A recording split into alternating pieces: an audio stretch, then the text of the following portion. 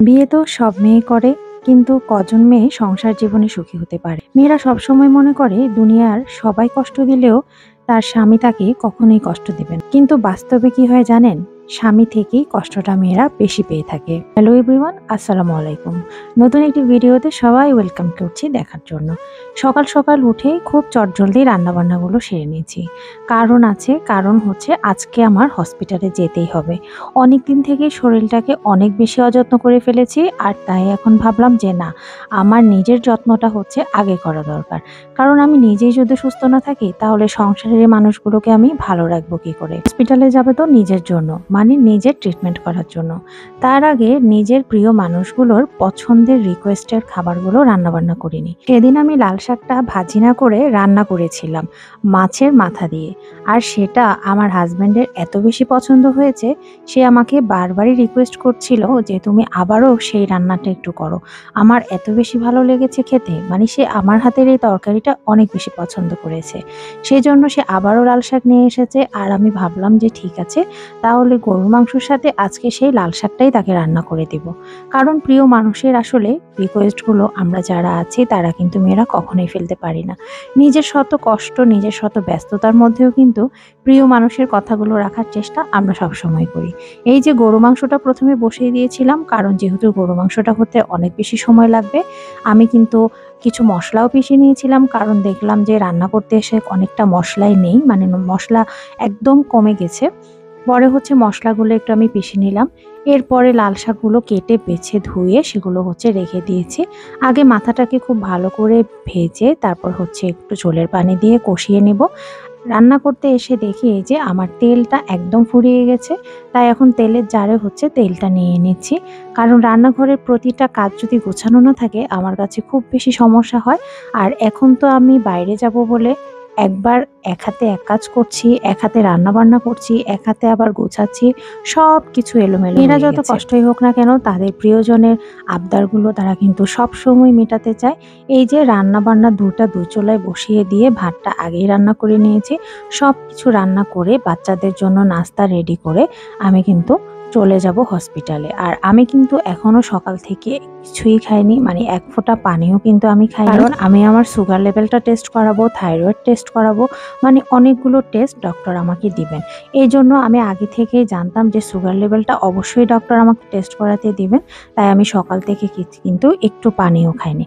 এরপরে হচ্ছে এই যে রান্নাঘরটা খুব সুন্দর করে ঝাড়ু দিয়ে নিলাম, যেহেতু আমার রান্না বান্না এবং ধোয়া মোছা সব কিছুই কমপ্লিট। আর এই যে এখানে মজাদার একটা শাক রান্না করে ফেললাম। তো এই তো প্রিয়জনের পছন্দের রান্না বান্না শেষ করে আমি কিন্তু চলে যাচ্ছি এখন হসপিটালের উদ্দেশ্যে। আর হ্যাঁ, হসপিটালে কিন্তু এই যে আমার এই ছোট্ট পরীটাকে নিয়ে যাচ্ছি।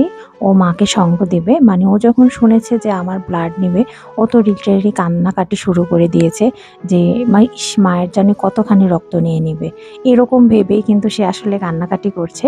তো যাই হোক, মনটা খুব বেশি অস্থির লাগছে, কারণ আমার হাতে ব্যথাটা অনেক বেশি বেড়ে গেছে।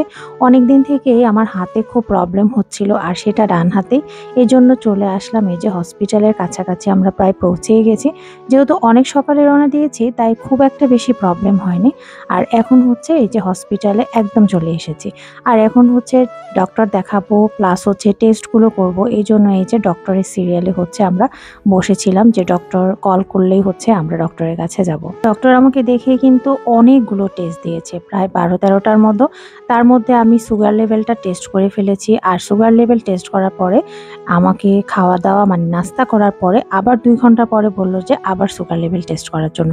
এই জন্য এই যে খাওয়া দাওয়া শেষ করে হালকা ওখানে যেটা ছিল ক্যান্টিনে নাস্তা করে আমরা কিন্তু একটু বাইরে ঘোরাঘুরির জন্য চলে এসেছি। ঘুরতে ঘুরতে আমার হঠাৎ করে মনে পড়লো যে আমার মেয়ের তো কিছুদিনের মধ্যে প্রোগ্রাম আছে, আর ওর একটা জুতো খুব বেশি জরুরি, তাই ওর জুতাটা দেখতে চলে আসলাম। আর দেখতে দেখতে আমাদের পছন্দ হয়ে গেল, জুতাটা কিনেও ফেললাম। আর জুতা কেনা শেষ করে আমার হাজব্যান্ড বলল চলো আমরা গরুর দুধে 2 কাপ চা খাই। তো পরে দুজনে মিলে যে রাস্তার পাশে একটা দোকানে হচ্ছে অনেক মজার একটা চা বিক্রি করছে, মানে একদম দুধের সর দিয়ে। তো সেটাই হচ্ছে দুজন মিলে খাচ্ছিলাম। আর এই তো আমার মেয়ে তো হচ্ছে তার কানে যে হেডফোনটা রয়েছে সেটাও কিনেছে, তার এত বেশি পছন্দ হয়েছে, সে তো মহা খুশি। মানে মা বাবার সাথে এসে সে আজকে ডাবল ডাবল খুশি হয়ে গেল, এত কেনাকাটা হয়েছে। তারপরে হচ্ছে তার বোনদের জন্য কিন্তু সে শপিং করে নিয়ে যাচ্ছে। তো সে মোটামুটি অনেক খুশি। আর এই তো সবকিছু দেখিয়ে টেস্ট করে ডাক্তার হচ্ছে নেক্সট আমাকে আবার পরে আসতে বলল, কারণ রিপোর্টগুলো তো আজকে আর দিবে না, রিপোর্টগুলো হচ্ছে পরে দিবে। আমাকে দেখে কতটা খুশি মনে হচ্ছে, তাই না? আসলে মনের ভিতর অনেক বেশি ভয় কাজ করছে, কিন্তু নিজেকে এবং বাচ্চাকে বোঝানোর জন্যই কিন্তু আমি নিজের মনটাকে শক্ত করে রেখেছি। কেননা ডাক্তার আমাকে বলেছিলেন যে টেস্টের রিপোর্ট যদি ভালো না আসে, সেক্ষেত্রে আমার কিন্তু হাতে সার্জারি করা লাগতে পারে। এই কথাটা শোনার পর আমার নিজের জন্য না যতটুকু খারাপ লাগছে, তার থেকে বেশি খারাপ লাগছে যে আমার সার্জারি হওয়ার পর আমার মেয়েদের দেখাশোনা কে করবে। এটা আমার মনে হয় প্রত্যেকটা সিঙ্গেল মাদার, মানে যারা বাচ্চাকে একা লালন পালন করেন, মানে বাবারা অফিসে থাকেন, কেউ থাকে না তার সাথে, আত্মীয়-স্বজন কেউই তাকে বাচ্চাদের দেখার নেই। এরকম মায়েদের মনে হয় এই ভয়টা সবসময় কাজ করে, নিজের থেকে বেশি তার সন্তানদের জন্য।